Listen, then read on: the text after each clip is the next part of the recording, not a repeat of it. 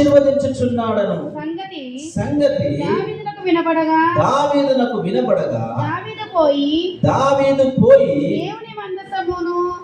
దేవుని మందసమును ఒబేదెదోము ఇంటిలో నుండి దావీదు పురమునకు ఉత్సవముతో తీసుకొని వచ్చెను.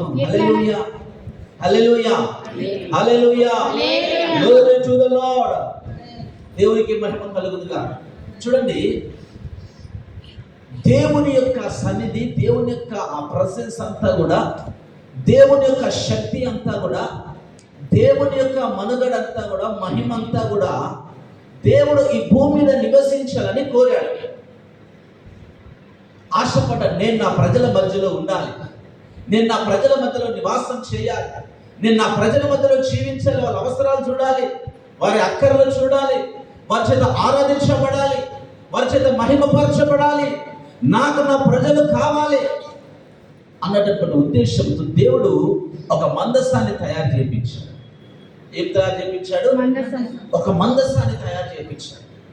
ఒక మందసాన్ని తయారు చేయించి ఆ ప్రజల మధ్యలో పెట్టమని చెప్పాడు. అది ప్రత్యక్ష గుడారమే కావచ్చు, ఇంకేదైనా కావచ్చు. అందులో మొట్టమొదటి ప్రాముఖ్యమైన అంశం ఏంటంటే